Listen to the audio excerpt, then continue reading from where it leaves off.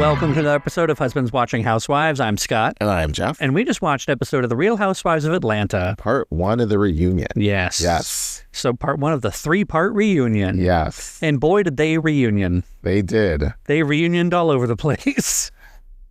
Reunited. And it feels so good. Awkward sometimes. It actually didn't feel good. So Comcast really screwed up our cable. Yeah. Like, the sound was just so awful. It was really garbled. It was cutting in and out. I could tell at one point it went full HD, but then it fell back out again. There's something was going on. It was garbled, and whenever we would talk at the same time, it would just be really annoying, and it was harsh on the ears. Yeah, it made it so that if you could barely hear what they were saying to begin with, it was even harder because of the clipped sound and everything. You really have to pay attention when two people are talking at the same time and they bust out that split screen. You gotta, Yeah. When they bust out the triple split screen. Insane. Absolute insanity. Insane. So, for those of you just finding us, thank you for finding us. We get lost sometimes, but we are two husbands, each other's husbands, and we watch The Housewives, and then we talk about it. And we try not to recap the show so much, more than just, talk about what it made us feel and, pretty much run down where we stand with all the ladies. Yes. But this was, reunion, so that was good. Oh, I forgot to even mention, please like and subscribe. Follow us on TikTok at Husbands Watching and everywhere else at Husbands Watching Housewives.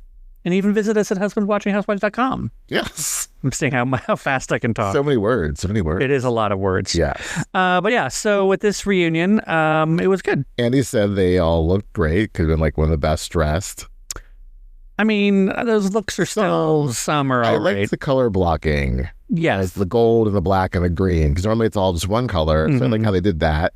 I think, everyone looked great makeup-wise. Some of the dresses were okay, that's a choice.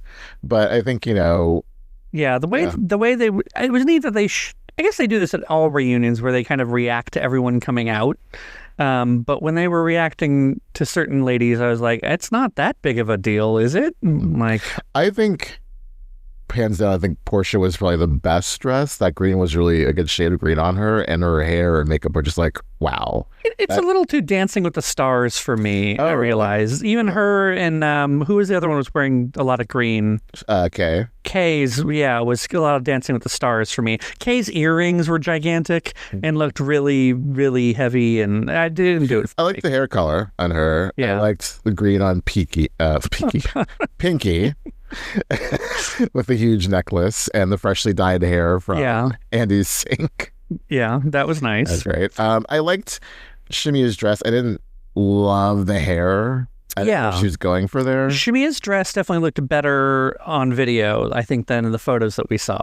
I was worried it was going to be just too structured and too confining. Yeah, but it actually looked like she was fine in it. So a lot of times with these looks, it ends up being when I see them, I'm more worried about how are they going to wear that for 12 hours? So, I feel like Kelly's top part was just it felt painful, right? But she seemed to be doing fine with it, but just it just looks wow. Yeah, just when you're squished in there and there's no room to hopefully there's room to breathe. So right, that's I think the main thing I worry about is that just are they gonna be sitting there what was it on Beverly Hills with what's her face's no her. Oh, Jennifer Tilly. Oh, yeah, because she was actually she's had lean back the whole time. And so, and she couldn't really move. I just worry about them being comfortable or having made a really bad decision just for the sake of looking good. Yes, that's to be good sitting and down dress. Yeah. For sure. People don't think about that. Yeah. But Phaedra's looked a lot better on Phaedra's. screen. Yeah. And when she would kind of lean forward and move around, I was like, okay, this looks good. So. And then Drew. I was trying not to go there because all I do is talk smack about Drew, and I shouldn't. All we do is talk smack about Drew. But it was really just kind of an ordinary dress, and I just don't... Cut! Yeah, and then, she brings out the stupid... prop. Yeah, Why? We don't need a prop. We don't need a prop. It should be the Kenya, clause. You cannot bring props to reunion. No more. Bring your evidence, your phone, your dossier, but I don't need a full-on prop like I'm an actress. Here's my clapboard. Like, no. If you bring your receipts, though, they can't also be made on giant tag board from the FedEx Kinko's FedEx office. Who was it? Wendy who did that on Potomac? Oh my gosh. That was her, right? It proved nothing. Yeah. It proved nothing. It was like when she was first chair and she's like, here's my, Yeah. So about the prop, about the stupid clapper thing, like it was pulled out so awkwardly, and like I love that the entire other couch just started laughing in her face about it. And I don't know what Andy was smoking, saying that was actually kind of clever or whatever. Not clever. I think he was just surprised about the audacity for her to do it, and just that, you know, he was like, this is ridiculous, but I'm going to give her props for like being ridiculous. Okay, That's all right. Very housewifey. I mean, he also pulling it out later in the episode legitimized it being there in the first place, which I was kind of like, don't encourage this behavior. But she was like, someone had to put that behind her pillow before she got there because everyone was so surprised. So her assistant had to like sneak onto the set and shoot behind the pillow so that she could have that moment. And it's like, that is beyond searching for a moment. Yeah, it was beyond. A full-on planned moment. That's a script. Yeah. The other thing that was new and interesting is that they all wrote questions for each other that they're going to have Andy ask throughout the course. That's actually a pretty good idea. Yeah. I like that. And I love how even for them, as it was for us, when they were like, oh, Phaedra from Atlanta asks Drew Sidora, I was like, oh, right, I asked that question. You know, Phaedra's like, oh, it's my question to you, not for me. Right. I think that they're just so used to hearing their name, and suddenly they're like, oh, what about me? But like, oh, yeah, I did ask that. You know. Speaking of Phaedra, it's like she was at the very end of the couch, but she made sure to say, you know, I'm still here. I'm going to give you some legal perspective. I'm still here. Well, you know, in Atlanta, a lot of people do what they call underground surgery. Like, oh, really, Phaedra? Okay. Yeah, thanks for that. That was good. She was like, I serve a purpose here. I serve a purpose. Well, Pinky started off the episode announcing her pregnancy. That was happy news. It was very happy news. Yes. And that's the last we saw of Pinky. Yes, until next week, I think. Yeah, she's like, I'm pregnant. I don't want to hear about nothing but bees, but babies. Yeah. No, it's good to know. Like normally, though, I don't know, like that wasn't even mentioned throughout the course of the season. So normally, you know, when you hear that sort of thing, it's as a follow-up to, you know, they were trying all season and, you know, but for this, it was just out of the blue, like, oh, okay, sure. Right. Cool. Very nice. It was very, very nice. It started off in a nice moment before we went, you know. Head deep into Blakk. I don't know. That was funny as hell when Andy was like, oh, that chair's for Blakk. He was like, no, I'm just kidding. Yeah. That's okay. So let's. But who is that chair for, though? That chair is just sitting there. I think it was just sitting there. It's for like an audience member to ask a question later on. Yeah. It's for like a cameraman to sit down if they need to. Yeah, I don't know. Probably, yeah. Like, so many cameras. I'd be curious. So, yeah, the Drew section of things, she discussed Blakk and their relationship. He has legal issues, which was very muddled, and he was scamming women, allegedly. Yeah, but I don't know what Drew really revealed about anything to do with Blakk, though. That's typical Drew. Yeah. It seemed like K. Michelle word salad. And everyone else on the other couch was talking all the negative things about Blakk and how he's in legal troubles and all that. So and the PayPal. I heard nothing about a man getting rich from the PayPal. I did like that Drew said, just because you haven't experienced it doesn't mean it hasn't happened. I don't know if you caught that. It was one of the things, like, it was one of her clapbacks was, just because you haven't experienced it doesn't mean it hasn't happened. And I was like, okay, smart. That's good, yeah. I repeated that so that when we make clips, it's easier to edit. Look at me, I'm getting all media savvy. Thinking. It's only taken, 3 years of doing this. Now, that is the one thing that I get irritated about when I listen back to our podcast, is that I'll be mid-sentence and I'll realize what I'm trying to say and I'll re-divert to something else. And I'm thinking for many people listening, they're like, I wish that motherfucker would just finish a sentence. So. Yes, I concur. Yes, we got to be better with finishing our thoughts. Yeah. So anyway, as I derail the entire conversation, I was just talking about Drew. Drew mentioned her divorce is finalized. And then she has a gag order, can't talk about it. Because Ralph has primary custody, which Phaedra explained, why that was the case. I didn't understand that either, did you? I think because they go to a school near him. He's the primary person. Okay. That deals. What I remember hearing someone say was that it's just because whoever has primary custody gets child support. That's what it was. And so I think the other way around, he wouldn't have been able to provide child support. I don't know. That just seemed like a weird reason to give primary custody to one person over the other. You'd think it would be the fitness of that parent. Well, I think, probably Drew makes more than him and has a steadier income because she does hustle. Like, I'm not going to knock her hustle. Oh, yeah, I don't knock it. Yeah. But I don't knock anything she does, but, I knock her absurdity, her wigs, a lot of her outfits. Her logic. Her choice of props. And storylines falling down. Yeah. Yeah. Aside from that, she's fine. That's fair. Yes. And then she and Kay argued for which will happen 1,000 times before the end of this reunion. About Blakk again. Yes. And see, that's I feel like Kay was trying to say things as it was. Is that's why I didn't want anything to do with him. Whether I knew him or not, I knew he was going through some stuff. I didn't want you tying my name to him. And so I don't know. Again, had she just been a little bit more realistic at the time, or truthful at the time, and said, "Yeah, I know him, but I don't want to know him."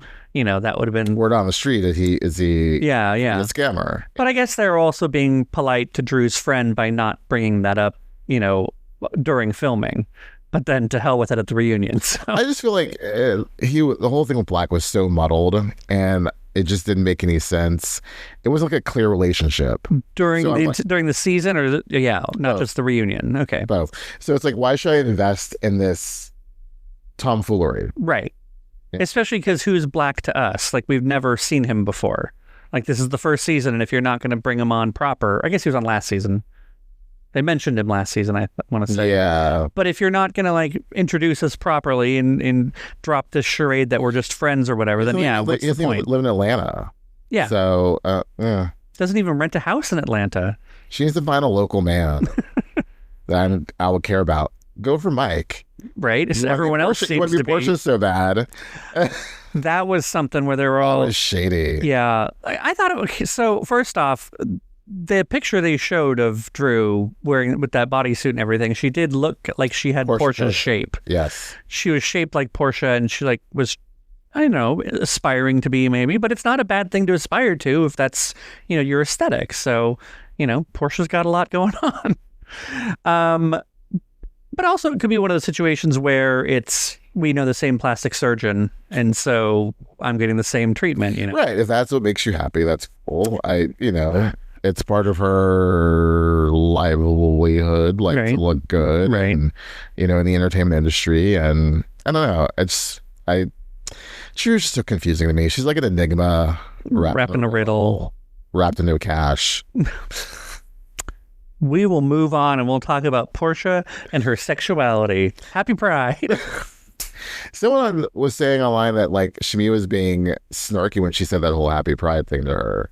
It sounded like from when Andy said Happy Pride, Porsha said that's the way to say it, as though someone previously had said it sarcastically. Right. So my guess is maybe Shamea had written something online around the reunion time about it.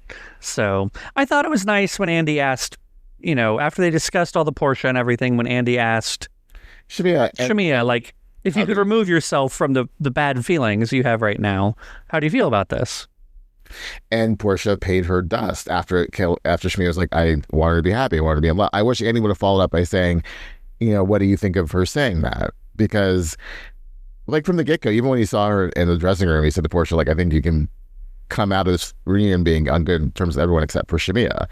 And so it's just, I think everyone just thinks there's no hope with this friendship.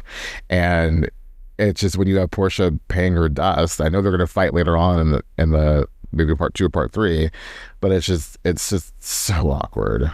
Yeah. I mean, but also I know people will say to me, what do you think?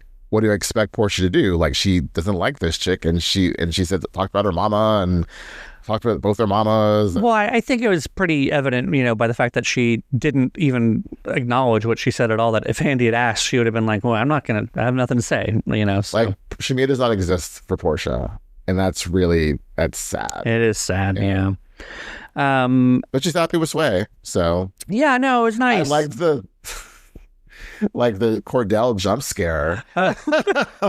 Yeah, I mean, also it was really shady of them to go back and be like, how many times have you been married? How many times have you tried to make this happen? And it did not work. Look, a little hiccup there. Where did that come from?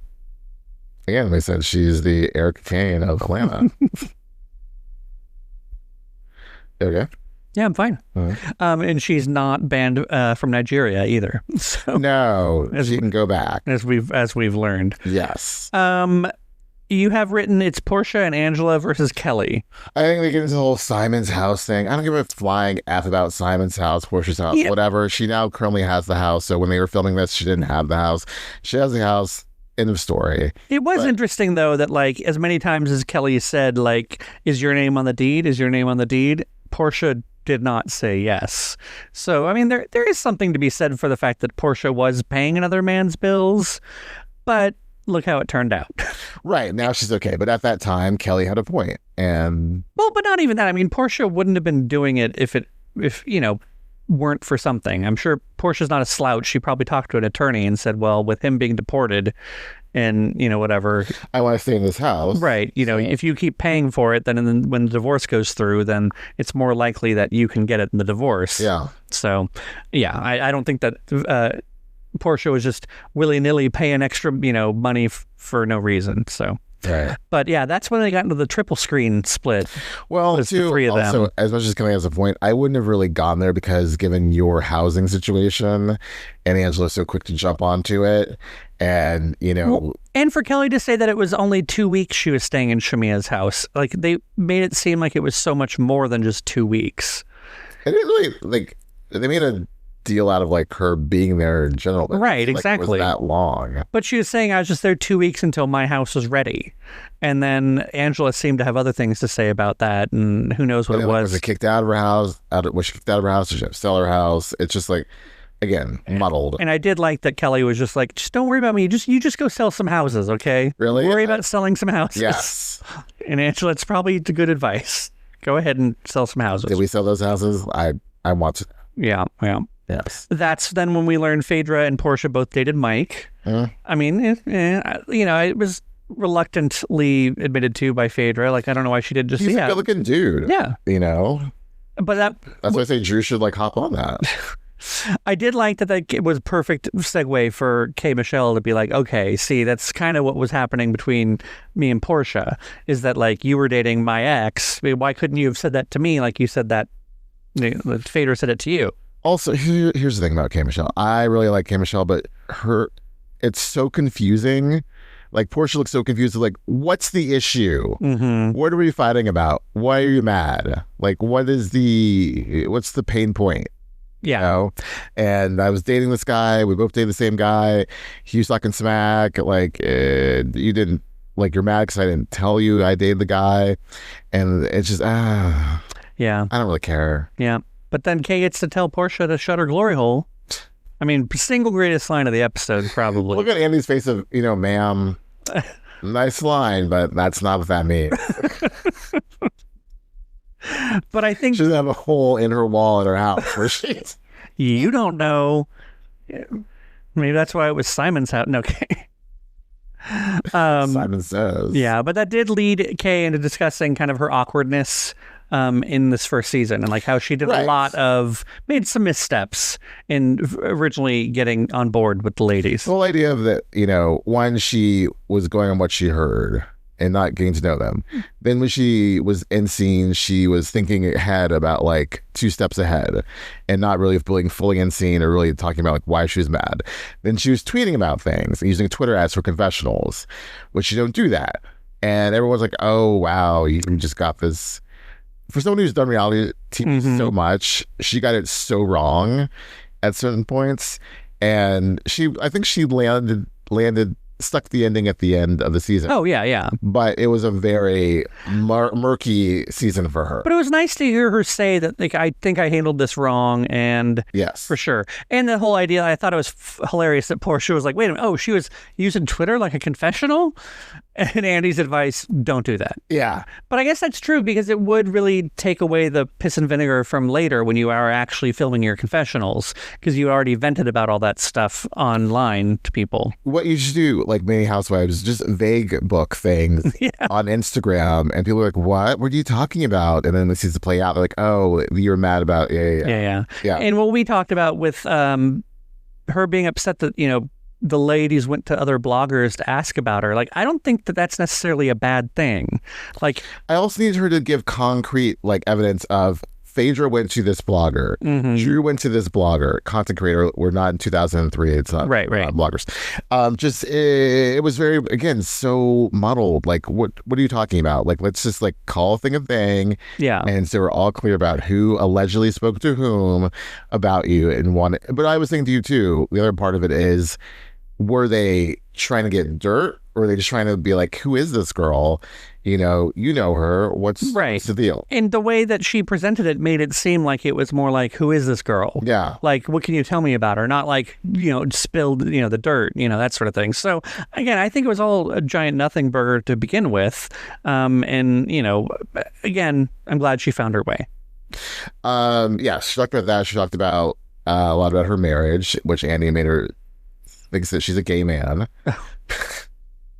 Oh, just because they have the open, kind of an understanding. She wouldn't admit to an open relationship, too, but yeah. I mean, it can make sense. Yeah. But like the whole idea of, they have built a life together and he cheated on her perhaps, and you're going to throw all that away. Sure, she said. Yeah. And he caught her doing things. So now I guess they openly discuss these things. But she wouldn't say they were actually open. Right. I think there's a difference between being in an open relationship. To me, seems like it's something that you regularly pursue is others. Whereas there's a difference between openly pursuing other people and, oh, well, it happened and we'll discuss it later. Well, it happens because he's always freeballing and his scrubs. And he's just like,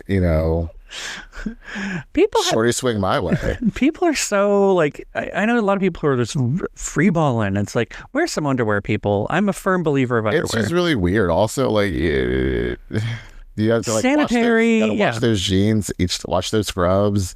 I mean, you should be washing your scrubs pretty often. Yeah, like, just keep those sanitary. You're swinging around like pee stains. I just don't understand people's desire to not wear underwear. It doesn't. Weird. Yeah.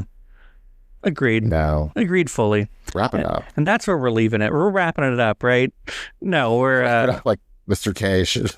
Mr. Michelle should. We left on a cliffhanger where basically Shamea was about to explain what happened with her and Kay off camera. There were some issues. This is after Shamea basically explained that people in her life, not on the show, were saying you should not be friends with Kay. Right. Mainly Candy, which we've speculated about. Well, she didn't say it was Candy. She was saying it was friends. Candy is friends with people who do not like Kay. Right, exactly. So it wasn't necessarily Candy saying it, but it was... But I'm pretty sure Candy doesn't F with Kay either. Oh, okay. So... Yeah, I can see that happening completely. But yeah, it seemed like a weird place to leave the episode because I really don't care about a Shamea K Michelle kind of rift. But I guess there was one, and then there wasn't one, and now she's riding hard for each other. I don't get it. Well, now they like unfollowed each other on. Oh, they have. Yeah. After the union, K unfollowed Shamea. Oh, well, maybe the next episode's a lot more crucial than I'm thinking. So, all right. Well, did we cover most things? Yeah, pretty much. She said nothing much really pinky. Phaedra tried to made some points. Shamea actually didn't really have much to say. Other than to talk for Porsha. And whatnot with Pinky. I cannot wait for Andy to ask her about her daughter. That's going to be good. Yes. So. And then Cynthia comes out next week. Right. Not comes out. I was to say, you got to be careful with this. All the lesbians coming out. Yes. Welcome to the stage, Miss Cynthia Cheekbones Bailey. Yes. Well, we'll talk about it next time. Until next time.